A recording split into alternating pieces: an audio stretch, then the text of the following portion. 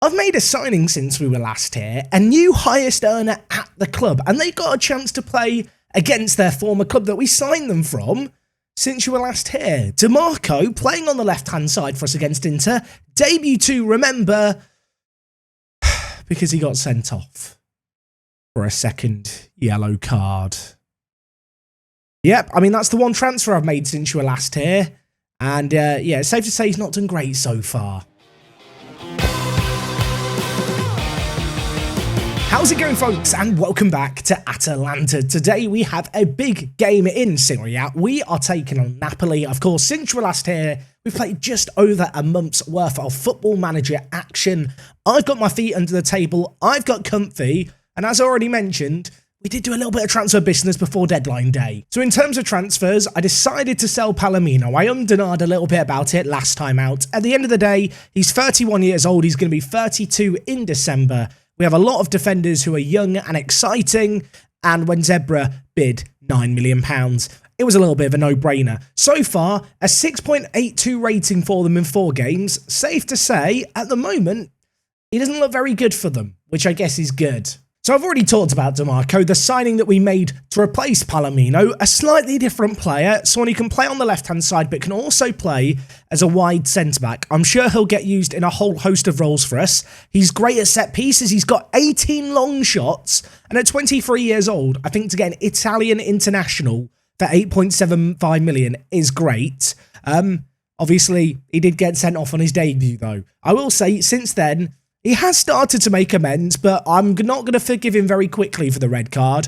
Hopefully today, he can put in another man of the match performance. So let's talk about games since you were last here. Obviously, great win to start the season, and we continued that momentum against Sampdoria. In the first half, Raspadori getting a first goal for us. He got a second not too long later. 2 goals up very early on. Great situation to find ourselves in. Again, Raspadori just looks absolutely phenomenal up front. However, he did miss a penalty for the hat-trick, and off the back of that, we very nearly bottled it. Sampdoria did get a goal back. I'll be honest, Musso doing his best Jordan Pickford impression there with some flappy hands. The good news is, we did hold on to it. We did win 2-1 away from home.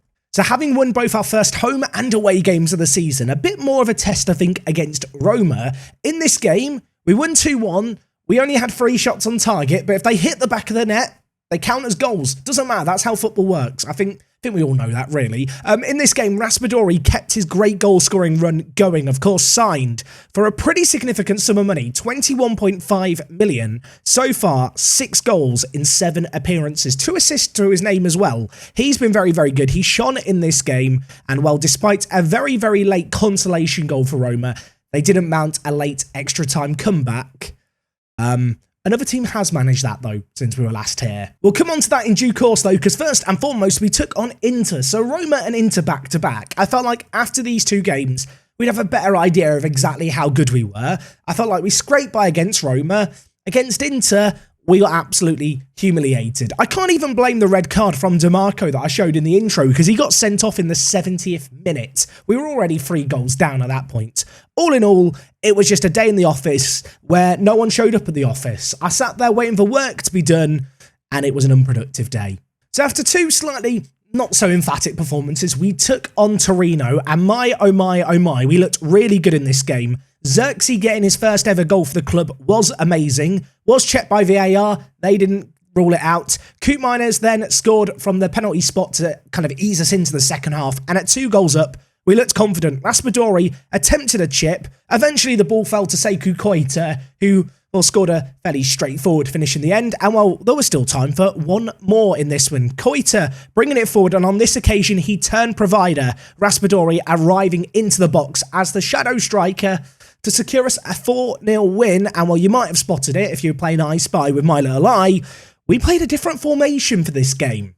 That's right, I talked about this a little bit last episode, but I kind of want to have a few different variations of the 3 at the back system. So against some of the better teams, and especially against Napoli away today, we're going to go with the system that we played last time out, this 3-5-2. I've really liked how the complete forward and advanced forward have worked with one another. I think the defensive wingers so far have been pretty impressive. Hateboer has looked great out on the right-hand side as that defensive winger.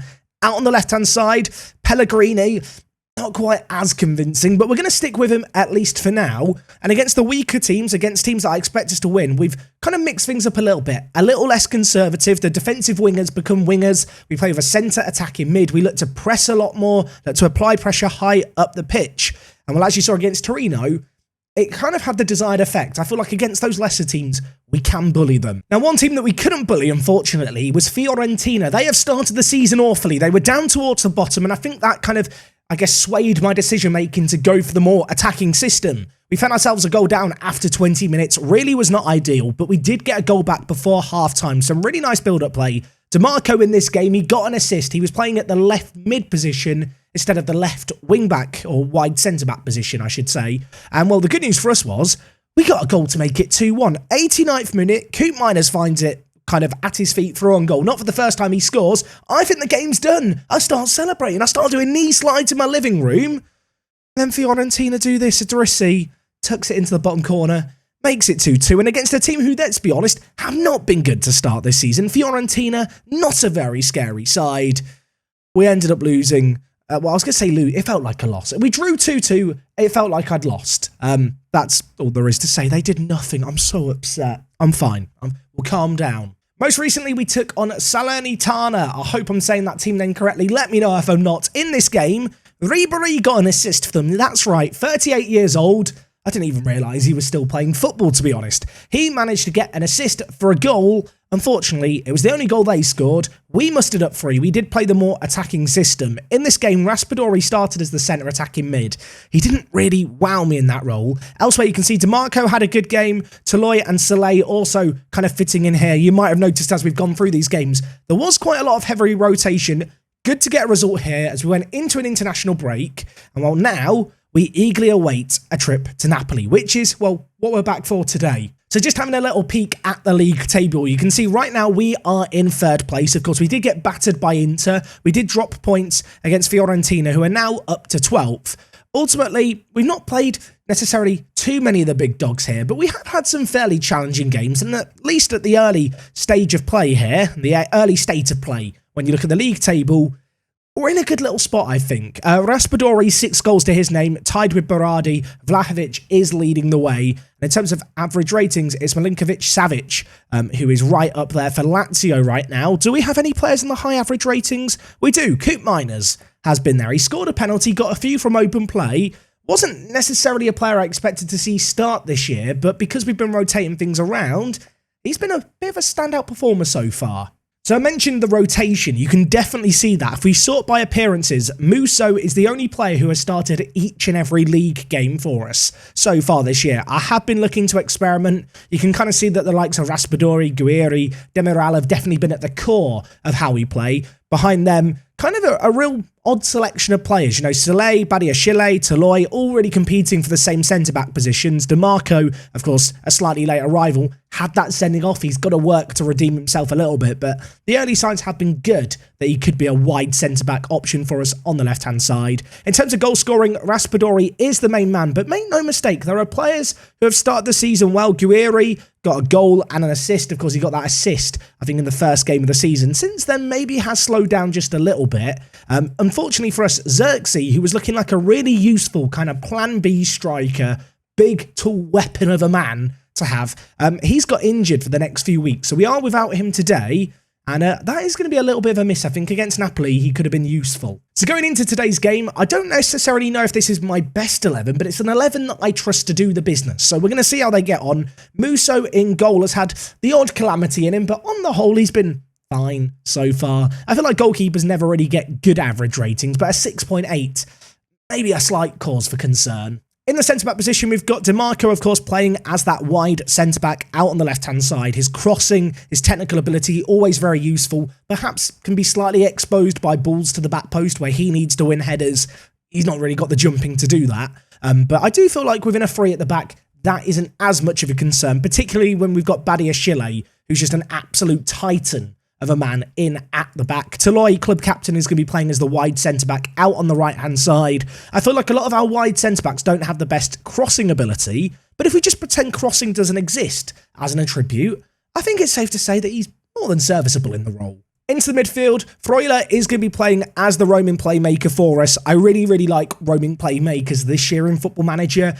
It's, in my opinion, the best centre defensive mid-role for stitching the play when you're playing out from the back. The roaming playmaker loves to make lots of lateral movements. They don't tend to get marked out the game as easily as, say, a deep line playmaker who will always really just sit in the centre and be very static. So far, Freuler's played there. He's not wowed me, but maybe today's the day. Ahead of him, we've got Pellegrini and Hattabor playing on the left and right-hand sides. In the midfield, Coop Miners comes into the team. Originally, I thought Darun was going to lock down this role, but he's not really impressed me so far, Darun. He missed the start of the season through suspension, and he's been a little bit slow to get going. Alongside Coop Miners, we have got Malinovsky, who has got an okay record going so far. Creatively and technically, perhaps our most talented centre mid. I need him to start creating a little bit more. Maybe today's the day. And up top, we are going to be going with Guerrieri and Raspadori as an attacking duo. And like I said, I don't necessarily know if this is our best 11, but it's an 11 that when I look at, based on what I have in terms of form, players' attributes, kind of overall ability, and just weighing everything up, it probably is a full strength 11. And we have got a couple of injuries, but they don't impact the starting 11. Anyway, minor awkward moment here. Just realised not actually on match day. Although we are now just in time to see the fact Torino have battered Milan 4-0. I mean, considering we beat Torino quite handsomely, maybe that bodes well for us. Elsewhere, by the way, Inter v Zebra, or Juve, I'm going to call them Zebra all the time. You can't stop me. They're doing battle. If they draw and we win, we could be 1 point behind the two teams at the top of the table. So I think that's probably the best result. I can't believe I'm looking at opposition results and trying to work out what the best thing is for us 7 games in the season. I feel like at this early point, we just need to concentrate on our own game. Now, I know it's going to be commented on, Jack, your voice sounds awful today. Apologies. I was at Wembley for the Women's Euros finals. It finally came home. Unfortunately, my voice left home. Mostly because I was just shouting like a maniac. But yeah, I'm not sick, thankfully, but I am aware I sound really, really So just looking at Napoli's team here, Lozano, Politano and Osimhen in the final third. Definitely players we need to be wary of. They've got a pacey attack. That is one element of our defence that we perhaps don't have, is kind of that quick defence. But that's one of the reasons why when we don't have the ball, especially with this system, which is the more defensive system, we do sit a little bit deeper. We don't press quite as much as maybe you'd assume that I would in Football Manager. I feel like ordinarily in Football Manager, people just defaultly like to play a pressing style of play, but actually this year, there's definitely strengths in sitting back a little bit more, particularly in a system like ours where you have so many men behind the ball. I feel like it can work really, really nicely. Anyway, 5 minutes into this game, we are on the attack away from home. It's going to be Malinovsky bringing it forward. Mention the fact he's not really wowed me so far. Hasn't really wowed me with that run there. He's given away the ball, and now it's going to be Napoli bringing it forward. Politano inside to Lorenzo. Osimhen through. Pulls it back to Lozano, and basically my worst kind of fears, my concerns, kind of justified immediately. Pace to get in behind us. Defensively, we were caught all out of shape here. DeMarco, playing as the wide centre-back, came across to an area where really the defensive winger should be covering it. Opened up a channel of space, and in the end, it's a very, very simple pull across the 6-yard box to Lozano to make it 1-0. I might be mistaken. I think this is one of the first times we've played against a 4-2-3-1 this year. So an interesting test for our system at this early stage. And well, we might need to do some work here, as I think that's just about been saved by the keeper. I think it was Juan Jesus with the header that was parried away. Politano, though, now with another corner. So far, we're not looking very good in this game. 20 minutes in, we've not yet had a shot despite edging out possession, but there could be a chance here. Raspadori's through, one-on-one. And our top goal scorer really has to score a chance like that, because we might not get this many high-quality opportunities in a game like this. And that was awful. What was he doing? He tried to chip the keeper. It was so unnecessarily. Although, maybe instant redemption. He plays through Guerrieri and he has an effort. Alex Merritt stops it again. I mean, the first one was a shot on target. The second one there, at least a save was forced. Maybe with the third shot, we're going to score. But 2 back-to-back chances there. Great opportunities to get our noses in front. And didn't take either of them. I say noses in front. Definitely didn't forget that they'd already scored a goal. Honest. Oh, it could get worse. Does get worse. Osimhen, back post, header. And I'll tell you what, he has pulled our pants down in this game so far. That is a goal and an assist for him. Napoli in this game, looking like the better of the two teams. I think a third goal before half-time would be a little bit of humiliation, and it could happen because Zielinski is now through. Badiashile makes a massive tackle, although apparently we're going to VAR for it. What? No. He won the ball there. Can we all agree he won the ball? Don't do it to me, Football Manager. Don't hurt me like this. We're already 2 goals down. We don't need VAR conspiring against us. Is he going to give it? He's given a penalty. According to the commentator, it's surprising. That was a class tackle by Badiashile at the back. And well, now all eyes are on Musso. Can he make a save? Yes, he can make a save. The keeper, who I said has had some moments to forget. I'll take it all back. I love him. The cat catching a pigeon. I'm going to mention that every video. He didn't catch the pigeon there. He swatted it away from goal, got the leftovers. Although they're on the attack immediately. Zielinski. Why did I say anything? Why? I feel like cats and pigeons are bad luck. We're 3-0 down. It's not even half time yet.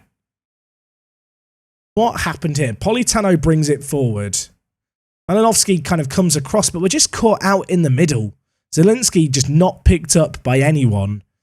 And in the end, it's a very, very simple finish. And having been on cloud 9 after the save penalty, I'm crashing back down to reality. It's 3-0 at the break. I'm throwing a water bottle. I don't care if they're demotivated. I feel better myself. And at the end of the day, my feelings matter more than the players. I realise at 3-0 down, I probably should be less defeatist. I mean, we get 5 subs in Syria. I have a chance to use all of them. I will say now, definitely didn't forget about the fact I had 5 subs last episode. Nah, couldn't be me. Raspadori just missed another. We've had 3 one-on-ones. This could be such a different game. Okay, Pellegrini's on a 6.1. I think that's justification to haul him off. Badiashile to left centre wing-back. Then bring in Soleil and move Toloy into the middle. A bit of a shuffle around here, but I do feel like DeMarco can do a job both as the wide centre-back, but also as a really, really good defensive winger, to be fair. Badiashile being left-footed, well-suited to it. Soleil on the right, going to come on. I mean, we do have more subs to make here, and I'm going to make them because I might as well. We're going to bring in Pasalic in for Malinovsky, who's just not been good enough. And to be honest, in the final third, I kind of wish I had Xerxes right now. Raspadori's had some one-on-ones. He's missed them. I know he's got a slightly better rating than Guerri, but I think Guerri's creativity is probably more beneficial to us in a game like this right now. And while speaking of it, might be requiring some of it. The subs have happened. If we score immediately, I'm a tactical genius. Guerri. Options in the middle. Koita's there. He hits it into the bottom corner. And with it, he snatches the ball from the back of the net, legs it to the halfway line. That's why I've kept Guerri on. I feel like both Raspadori and also Koita, they're very, very kind of traditional strikers. Guerri, he can play out on the left wing. He is a bit more creative. We've seen it right there. I mean, 3-1, 28 minutes left. Could something happen? Maybe it could, because we've got another chance here. Freuler with it. Gives it to Coop Miners. Options in the middle. It's looped towards DeMarco, who puts it in. What is happening? I don't even know what's happened there. There was shot after shot, a few blocks, a mad scramble. It's just not ended up in the back of the net. Napoli, potentially on the ropes right now. I say that, we've got to get a killer blow in. They can be rocking, they can be shaking, they can be swaying, but you've got to follow up that initial blow with another, and we could have a chance here. Guerri's through, and he's missed another one-on-one. Is it an exaggeration to say we could be winning this game? I don't think it is. There's another highlight right away. There's still 20 minutes left. I mean, you can't accuse this game of being a boring one. At 3-0 down, we were dead and buried. Suddenly at 3-1, I've got serious hope here. Napoli doing some defending deep in their own half. Play it forward to Osimhen. This is where they are going to be dangerous, though. Bringing it forward. Politano plays it to Fabian. Options in the middle. Osimhen could get there. Soleil passes it back to the keeper, who kicks it straight at the defender. And now, Napoli have scored. Why did I say anything about having hope and feeling unlucky? I'm an idiot. I think at 4-1, this game has now gone. And, well, I was about to make some changes. I thought, I'll make my last 2 subs. DeMarco's now got injured. The highest earner at the club. A massive risk, really, to bring him in from Inter. So far, and I don't want to say it preemptively, but so far, absolutely not been worth the money we paid for him. We'll also bring in Darun. There's 15 minutes left. Frankly, I just want to pack up the team bus, pack up our bags and get out of here. We've not had fun in Naples. I've not had a good time. I don't want to come back. I'm not getting a postcard to send my loved ones. And well, it could get worse yet because Napoli are on the attack once more. I mean, we scored 5 goals ourselves last episode. We could concede 5 this episode. Defensively, we've definitely not been good enough in this game. I think maybe part of that is the fact I've rotated things so much. Maybe it would be in my interest to have a more settled 11. But on the flip side, we have created a lot. And I mean, Guiri is still on the pitch trying to create something here. Hateboer, back post header, goes just over. Is it bizarre to say that despite this being 4-1, I actually feel like there's reasons for optimism in this game? Maybe I've gone deluded. I mean, there's seconds left here. Surely they're not going to score the last kick of the game. Ref, blow the whistle. Let us go home. Fabian puts in, he's offside. It's not going to count. Move on, Football Manager. It's going to finish 4-1 here. I assume. Not a good day. Not a good day. I don't really know what else to say. Yep, that just happened. 4-1 defeat. Our XG of 2.4 really isn't that bad. You've got to remember they did miss a penalty, so it could have been even worse. I don't feel like we were as terrible as the scoreline suggests, and I do feel like the water bottle did help a little bit, but unfortunately for us, with that result, you can see here we are, well, still in third, but the pack chasing behind us are getting closer and closer, and with the likes of Sassuolo and Verona having games in hand, we could yet tumble down the table a little bit more. Okay, bad news. DeMarco out for 3 to 4 weeks, and then Calafiore, who's the alternative left-sided option, also injured, albeit not for quite as long. I was kind of upset about this game. I'm more upset about it because apparently my change of system going for the defensive midfielder is being described as the game as a tactical blunder. How can I not take that personally? Tactical blunder.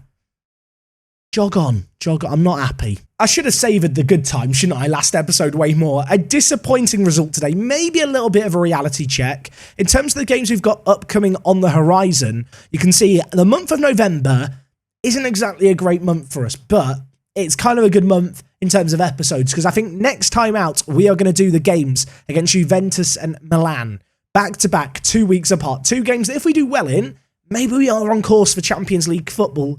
If we don't do well in those ones, and we maybe have a little bit of a wobble in the meantime, suddenly that board expectation of 6th feels a lot more realistic. Maybe even a jeopardy slightly.